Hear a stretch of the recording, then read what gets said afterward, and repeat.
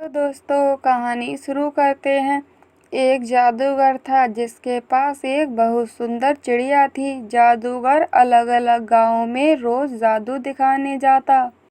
जादूगर जब जादू दिखाता तब चिड़िया पूरे गांव के घर देख कर आती और पता लगा के आती किसके घर पे अधिक धन है। जिस व्यक्ति के पास अधिक धन होता जादूगर उसे अपने बस में कर लेता और उसका सारा धन चुरा लेता।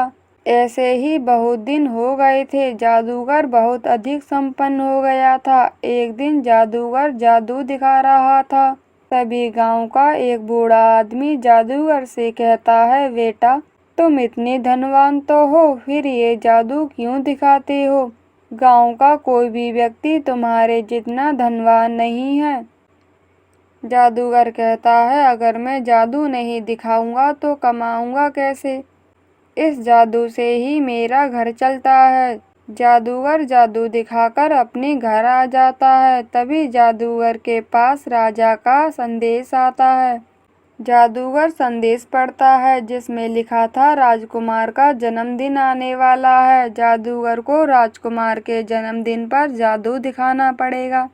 जादूगर चिड़िया से कहता है, अब हम तो बहुत अधिक धनवान हो जाएंगे। मैंने सुना है राजा के खजाने में बहुत अधिक धन है। जादूगर यह कहकर दूसरे गांव में जादू दिखाने जाने लगता है। तभी रास्ते में उसे कुछ लोग मिलते हैं जो बातें कर रहे थे कि आजकल डाकुओं की चोरियां बहुत अधिक बढ़ गई हैं। हमारे गांव के मुखिया के यहाँ कल चोरी हो गई। जादूगर ये सुनकर उनसे कहता है, क्या सच में डाकू मुखिया के घर से चोरी कर ले गए?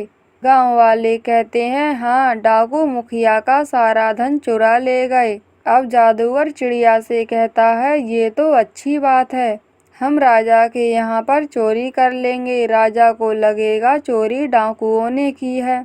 यह कहकर जादूगर वापस अपने घर आ जाता है और राजमहल जाने के लिए निकल जाता है। डाकुओं का सरदार अपने साथियों से कह रहा होता है, मैंने सुना है जादूगर के पास बहुत धन है, वह बहुत अधिक धनवान हो गया है। उसके साथी कहते हैं, हमें राजा के यहाँ चोरी करनी चाहिए। राजा के खजाने में जादूगर से अधिक धन है। डाकुओं का सरदार कहता है, राजा के खजाने के पास बहुत अधिक सेना का पहरा होगा, इसलिए हम जादूगर के घर चोरी करेंगे। डाकुओं का सरदार अपने साथियों के साथ जादूगर के घर के लिए निकल जाता है। जादूगर राजा के महल में आ जाता है। जादूगर जादू दिखाने लगता है और जादूगर की चिड़िया राजा का खजाना देख कर आती है। जादू दिखाने के बाद जादूगर चिड़िया के पास आता है और उससे कहता है, तुमने पता लगाया राजा के पास कितना धन है?